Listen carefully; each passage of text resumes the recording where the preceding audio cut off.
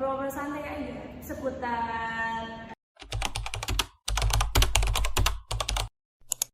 era-era digital Gen Z itu kayak gimana sih kalau misalkan belajar, apalagi kan Gen Z itu udah mengenal HP, Terus digital. iPad gitu ya, terus lagi komputer, pokoknya ya kan bisa merusak bangsa ya, YouTube apalagi ya, nonton ya.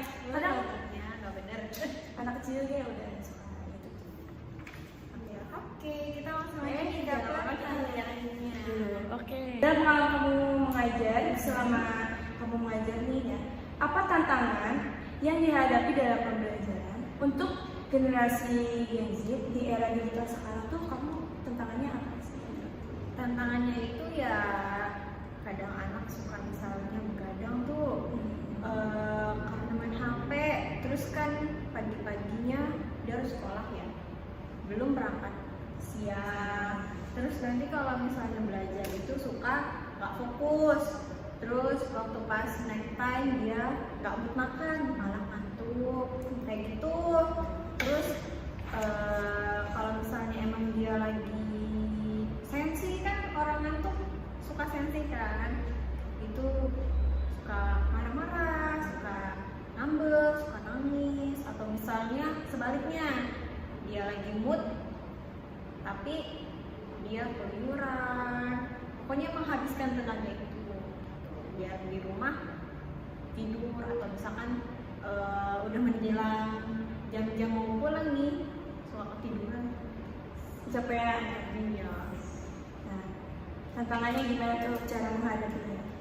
Cara ngadepinnya sih kalau dari aku sendiri ya kita komunikasi sama orang tuanya, kenapa sih anak ini kok ngantuk terus ya gitu kan, misalkan itu udah lebih dari sekali ya, kita kan suka observasi nih, suka ngeliatin gitu kan, perhatiin si anak itu, komunikasiin ke orang tuanya. Terus misalnya mamanya jawab iya, apa namanya, iya bu, soalnya anaknya ini suka begadang gini gitu kan, suka main juga sampai malam, terus pulangnya malam banget. Nah itu paling kita ngasih arahan dulu ke mamahnya, harusnya kayak gimana, tidurnya jam 9. Terus kalau udah kayak gitu kan kemungkinan anaknya ini kan tidur lebih cepat. Tapi kalau misalnya emang masih belum berubah juga nih anaknya, pas tidurnya nggak fokus di kelas, itu baru kita bilangin ke anaknya langsung.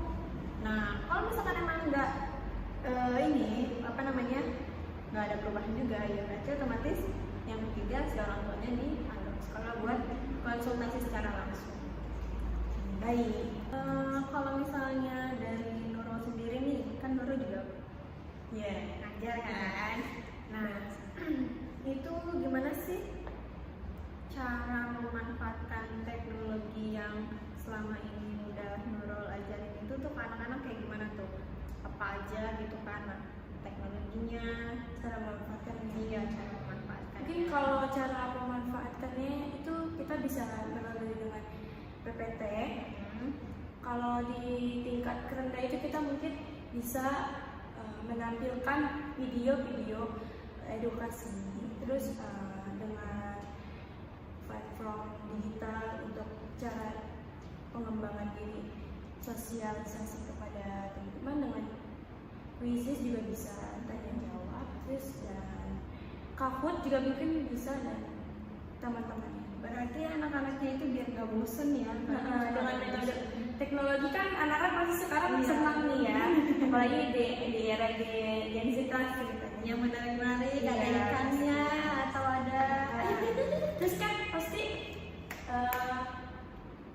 biar dia nggak boring kan ya, kita pasti dalam seminggu itu pasti Ada harus satu kali pertemuan ya, harus nonton film-film edukasi, dan setelah mereka menonton film edukasi kita tanya nih apa yang kita dapat, apa yang mereka dapat dari video itu tersebut. Nah, setelah mereka bisa menjawab, kita sebagai guru kita harus memberikan apresiasi puas kepada mereka agar mereka lebih semangat lagi nih nanti menghadapi hari Senin yang berikutnya.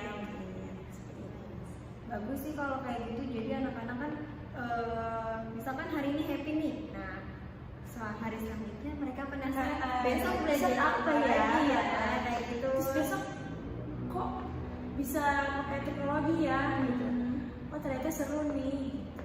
Biar mereka tidak bosan gitu kalau misalnya pembelajaran kita ceramah terus, kadang kan kita ngantuk ya, jangankan anak gitu ya, kita aja kadang pasti ngantuk kan, apalagi di jam-jam kayak siang jam 1 udah gitu lapar ngantuk gitu.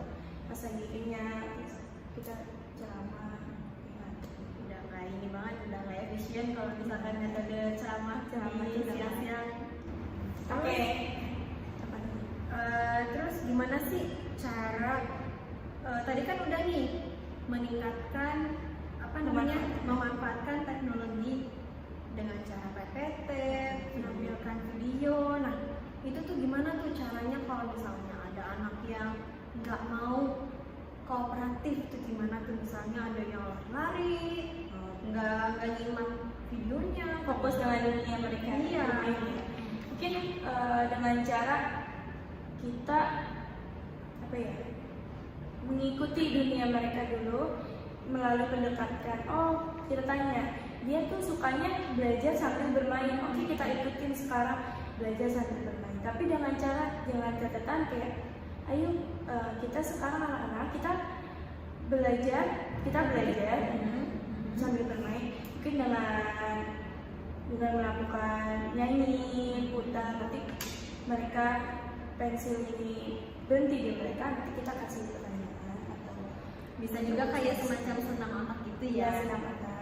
Atau misalkan bismillah menggerakkan jari-jari mereka Yang senang mungkin ya. Mungkin kalau misalnya dalam matematika, misalnya dengan cara bermain balok, terus dengan cara mengikuti dunianya. Oke, pertanyaan buat kami. Menurut kamu dari pertanyaan yang beberapa tadi kan udah dijelaskan bahwa cara peran gurunya gimana, cara memanfaatkan teknologinya gimana. Menurut kami peran teknologi itu sangat membantu generasi Z nggak sih buat di era digital sekarang? Menurut aku sih penting banget ya buat ningkatin anak-anak supaya fokus juga kan. Terus ya benar tadi kan supaya nggak bosen. Terus juga semakin penasaran juga akhirnya kayak gitu kan. Nah terus juga si anaknya juga kan jadi tahu kalau misalnya belajar itu nggak harus di buku, belajar itu nggak harus pegang pensil, terus juga kita nggak harus baca buku. Dengan kita misalnya menampilkan video kayak gitu kan juga bisa memberikan pembelajaran juga kan. Atau misalnya di luar kelas kita melihat pohon atau melihat pemandangan yang mereka lihat gitu kan. Terus misalnya atau misalnya hewan-hewan yang ada di sekitar Seperti yang ada beralam gitu. Iya, itu kan juga bisa kan, nggak harus belajar yang terpatok kayak gitu. Makanya penting banget buat Di era digital sekarang. iya.